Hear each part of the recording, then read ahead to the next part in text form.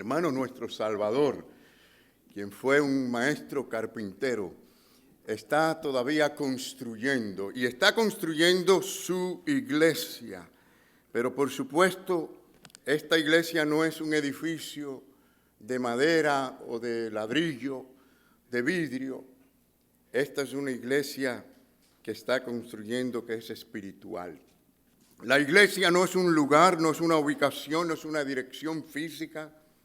La iglesia de Jesucristo y la que Él está construyendo, esta es una iglesia que Él construye en las vidas de las personas. Se compone de creyentes como usted y yo, que venimos a adorarle y ofrecemos sacrificios espirituales al Señor. ¿Quiénes son estas personas que Dios ha escogido para sí y que sabemos que las escogió desde antes de la fundación del mundo? ¿Quiénes son estas personas? Son los creyentes nacidos de nuevo, que han creído en Jesucristo como Señor y Salvador y porque lo han recibido por la gracia. Son los que han sido bautizados y estas personas proclaman públicamente su fe y no se avergüenzan del Evangelio, porque se trata de aquel que murió en la cruz y resucitó por ellos y les dio vida. Estas son las personas como nosotros creyentes, somos los que aprendemos cada día de Él. ¿Quién es la iglesia del Señor? Gente que aprenden, que escuchan la voz de Cristo, que estudian su palabra, que le escuchan y que le siguen. ¿Te puedes identificar con esa iglesia?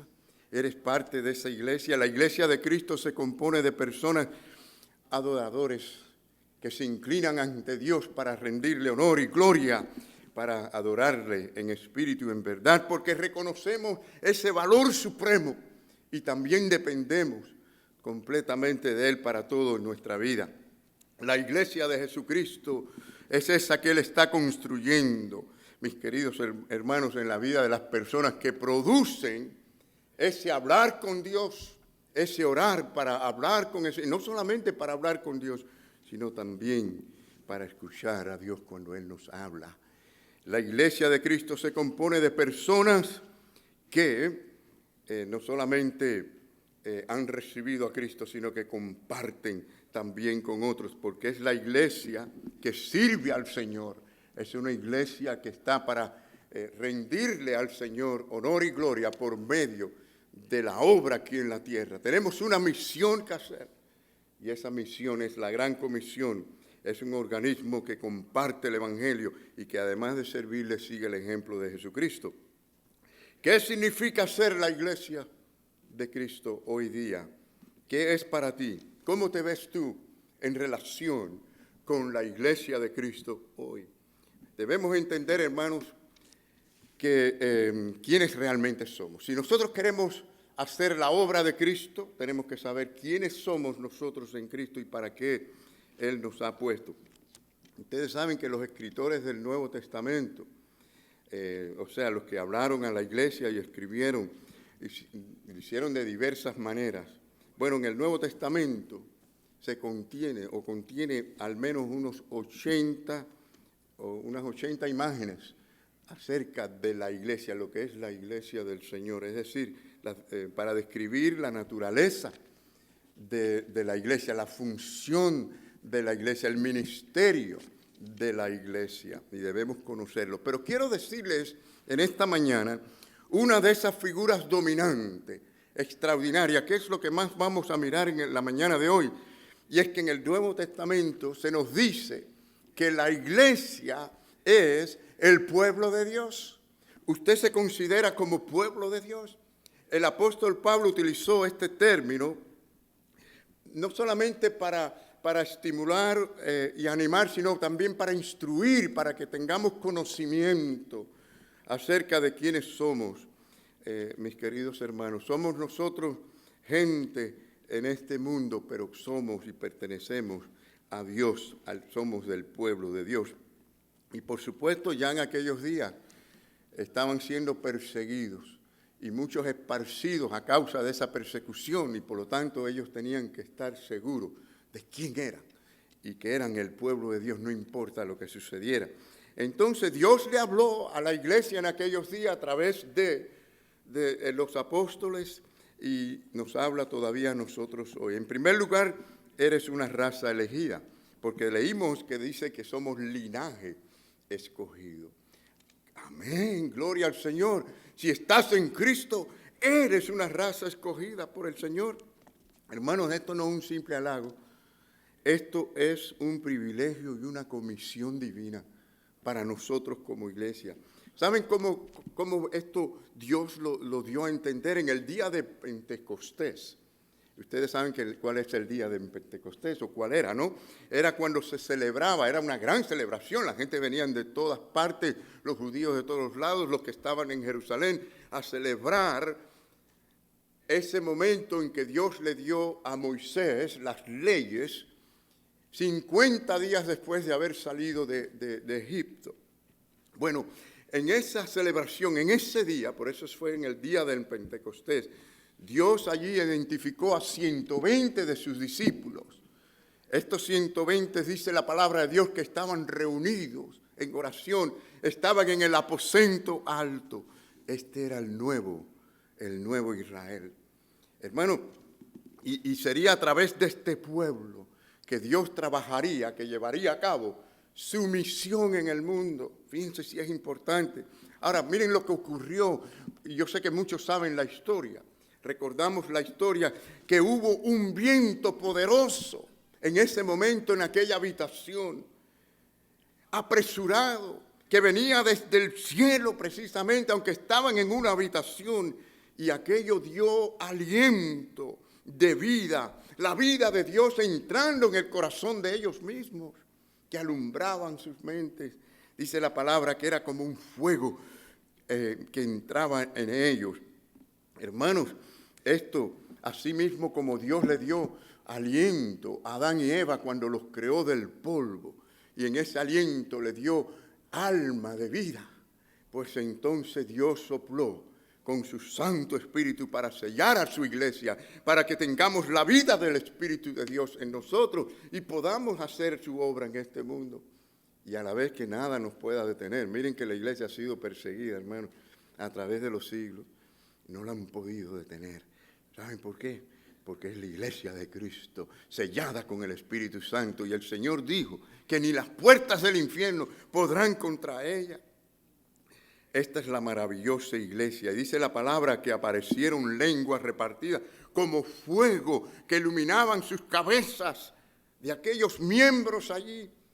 Claro que estas lenguas no eran unas lenguas angelicales ni nada de eso. Eran lenguas de idiomas que ellos hablaban y salieron a predicar en su idioma, y la gente, cada cual de cada nacionalidad, le escuchaba y le entendía en su propio idioma.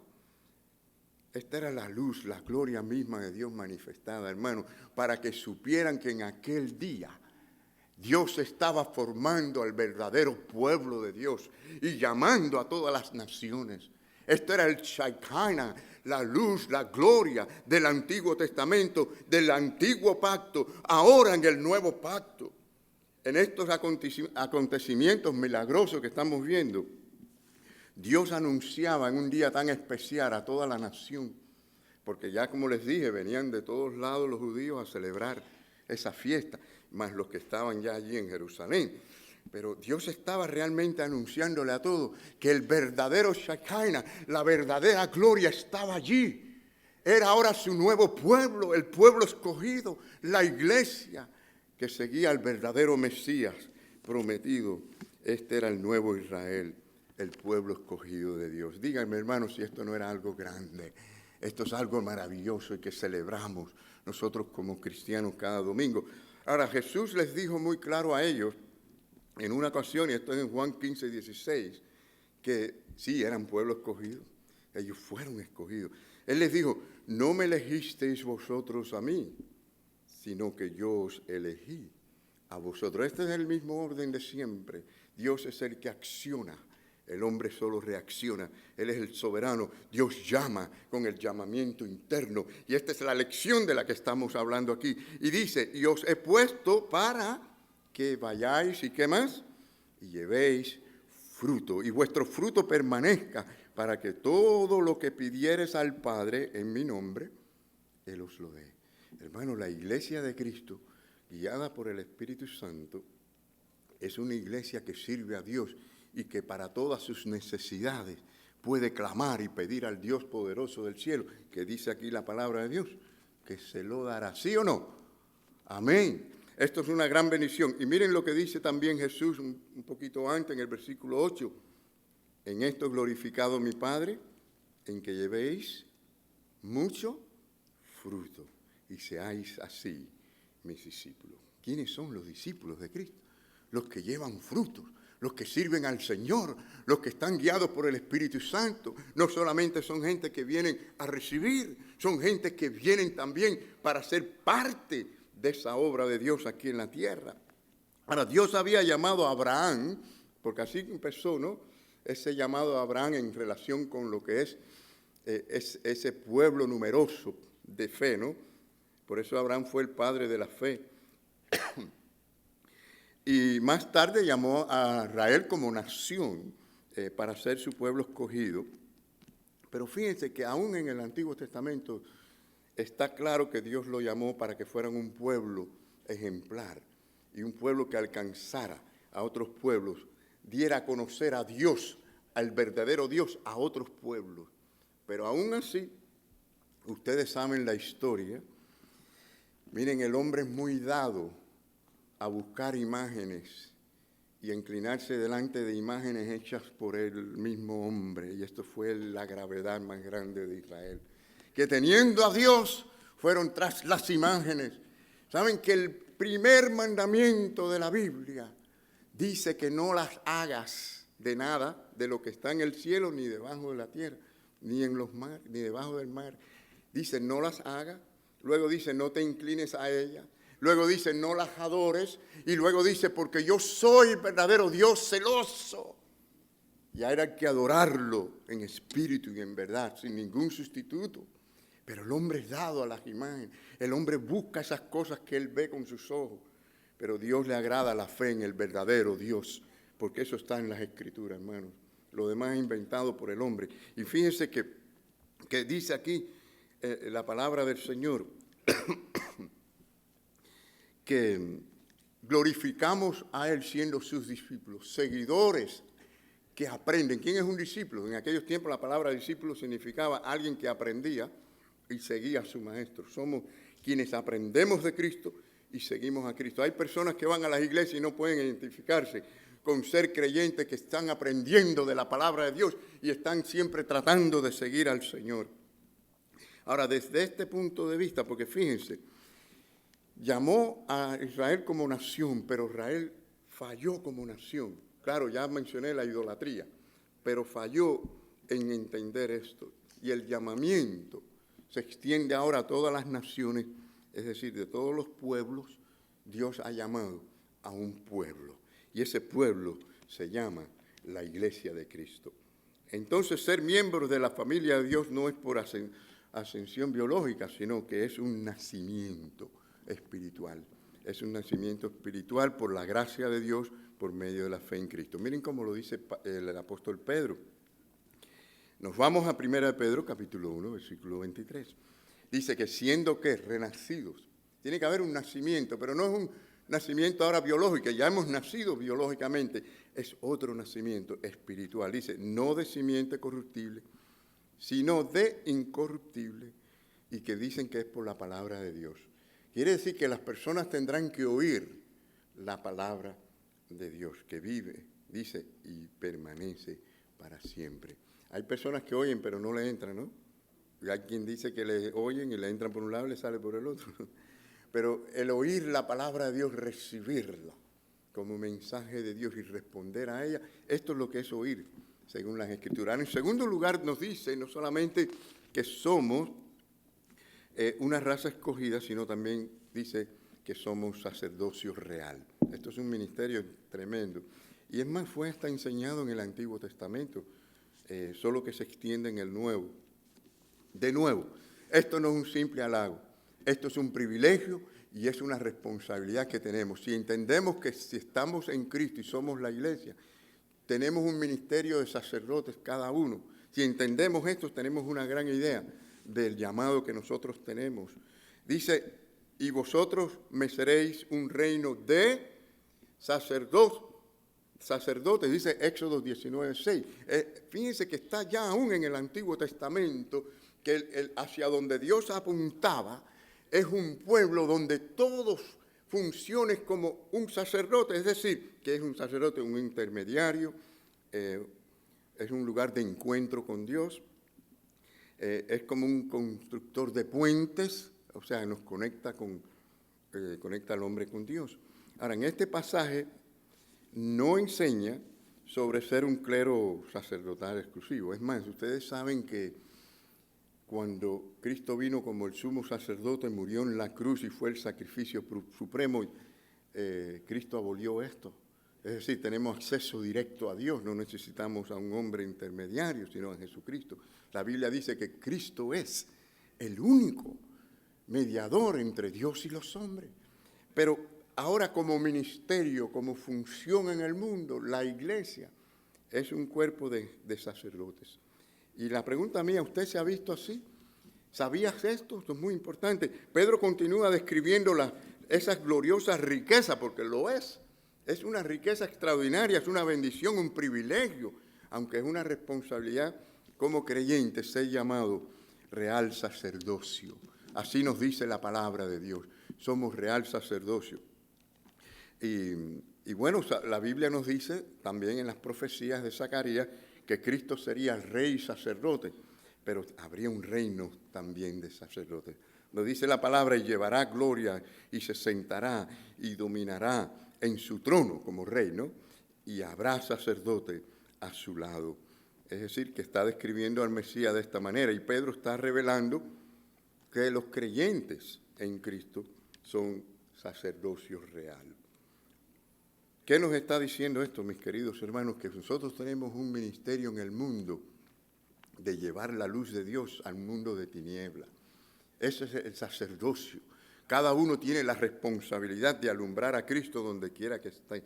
Es decir, somos un instrumento de la gracia y del amor de Dios para llevar a otros a los pies de Cristo, a la salvación. Tenemos una responsabilidad con Dios y una responsabilidad con el mundo incrédulo o el mundo perdido en sus religiones, porque la religión, por ser religión, no es la que hace al hombre o conecta al hombre con Dios.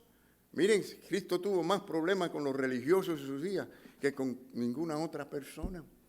A los fariseos, a los escribas, a los saduceos, a esta gente les llamó hipócritas.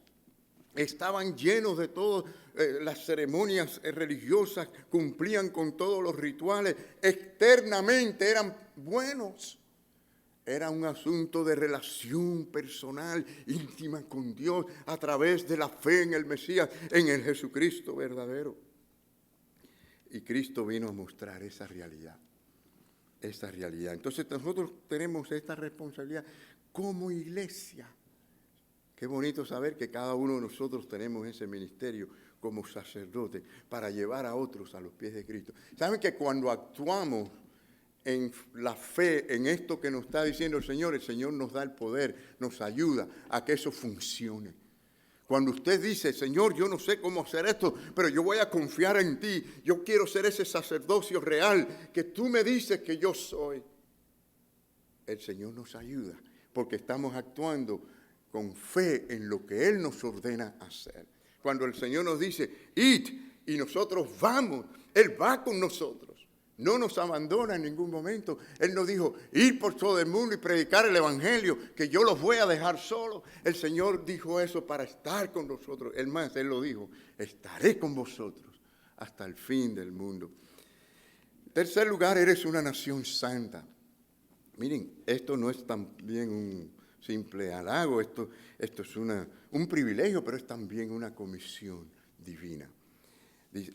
A Israel Dios le dijo en el Antiguo Testamento, le dijo, porque yo soy Jehová que os saco de la tierra de Egipto.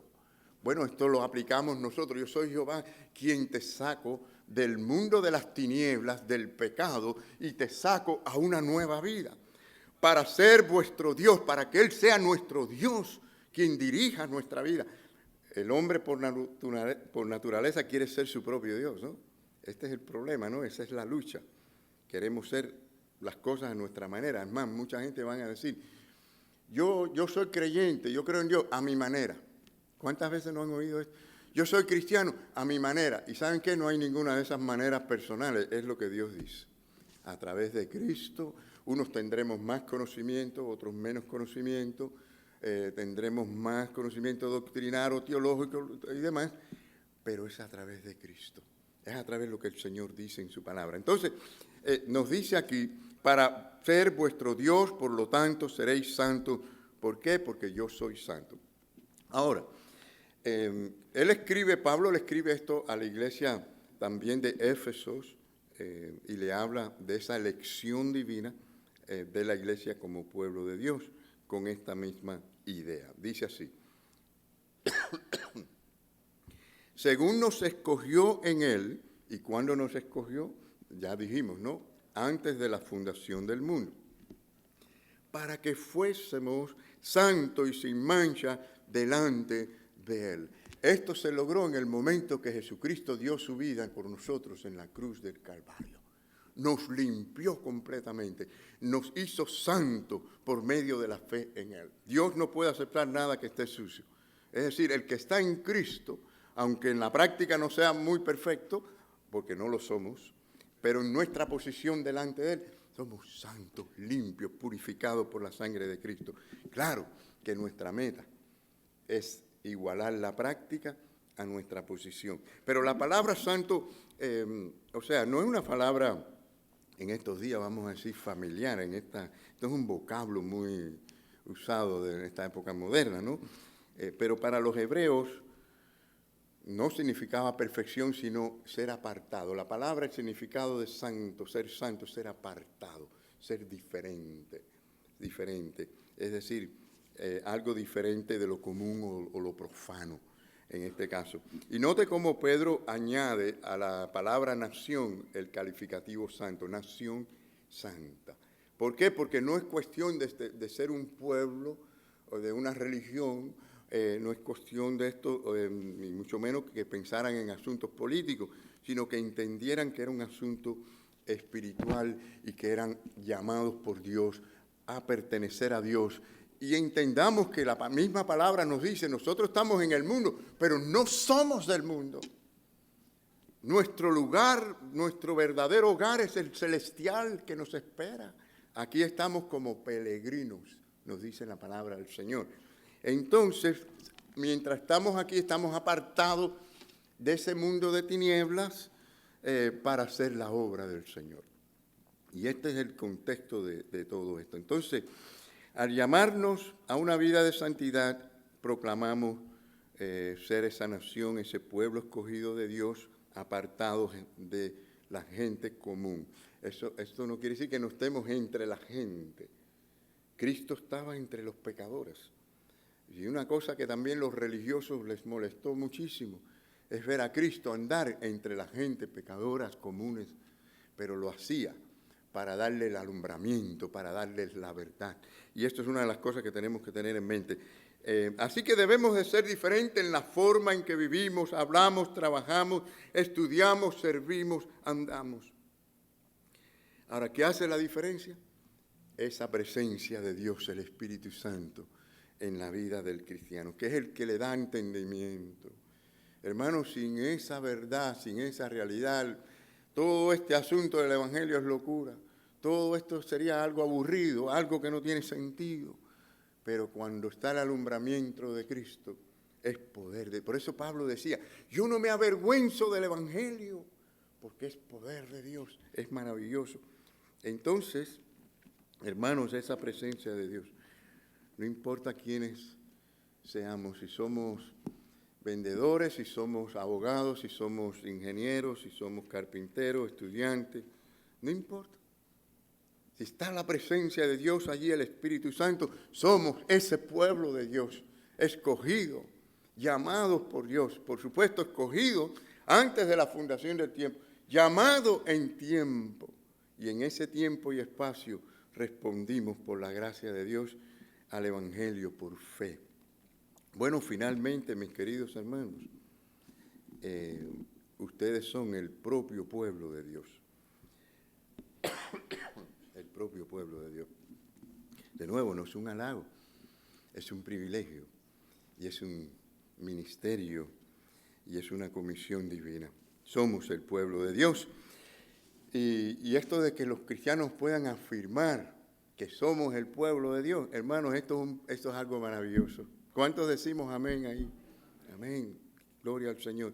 Claro, que afirmar a alguien que es de Dios si no lo es como blasfema.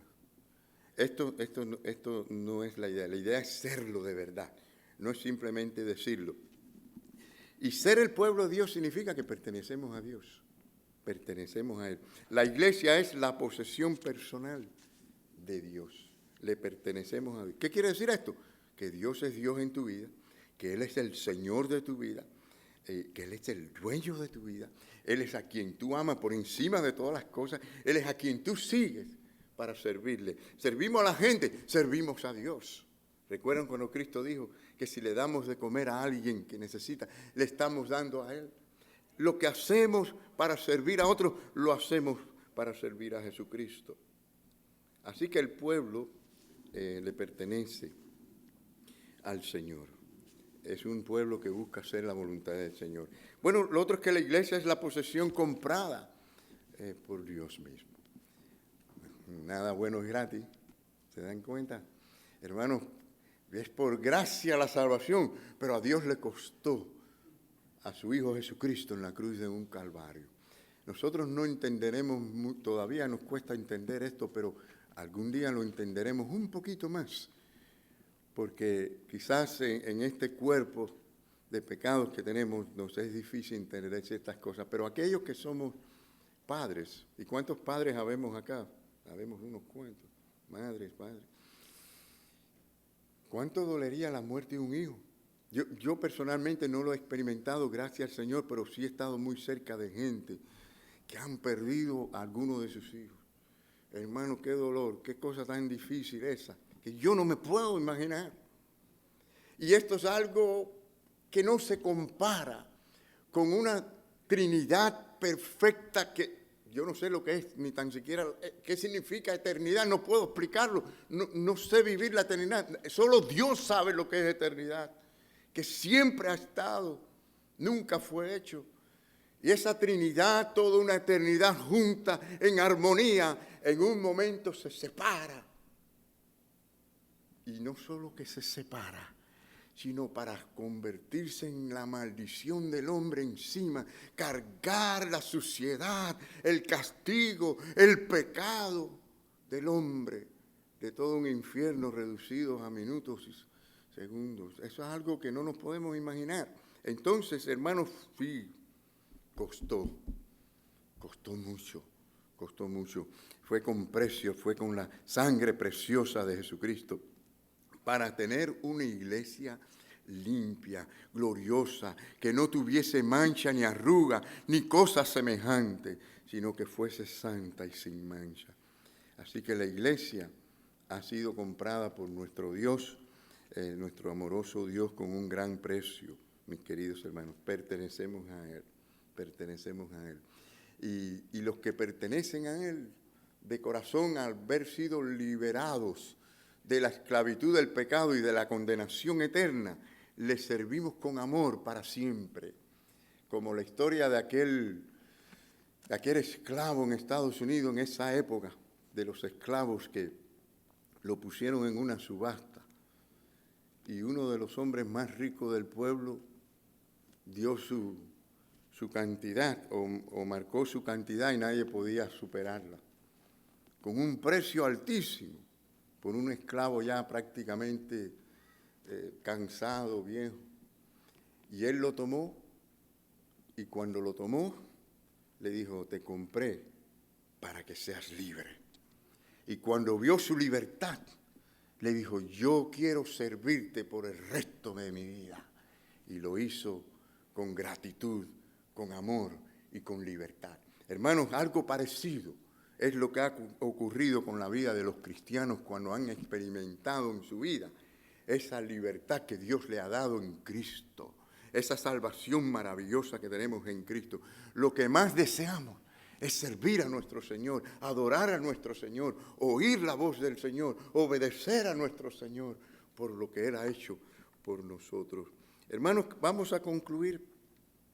Dios nos llama a ser un sacerdocio real para que declaremos las maravillas o las maravillosas obras de aquel que nos llamó de las tinieblas a la maravillosa luz. Este es el llamado del Señor. Si somos pueblo de Dios, pues vamos a la lid, como dice el himno, alistados de valor para servir al Señor, para trabajar. Hay mucho por hacer en la obra del Señor. Que el Señor nos dé la capacidad, nos dirija, nos dé la sabiduría. Y hermanos, recuerden que la palabra nos dice que los tiempos son malos. Y díganme si las cosas no se están poniendo malas. Se están poniendo peor cada día, hermano. El mundo está peor y estará peor. Y hermanos, nosotros, nuestra confianza, nuestra fe, nuestra esperanza no está en lo que el mundo pueda hacer, ni los presidentes del mundo pueden hacer, sino en lo que Dios puede hacer a través de nosotros.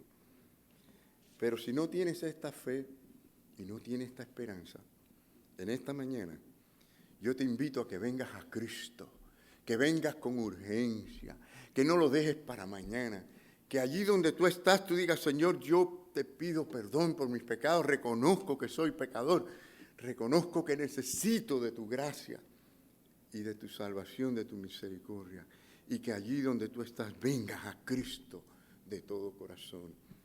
¿Quieres hacer esto? Sea que no has venido nunca a Cristo de esta manera, o sea que ya estás en el pueblo de Dios. ¿Quieres tomar esta decisión por fe para venir y seguir a Cristo y obedecerles? En el nombre del Señor. Amén.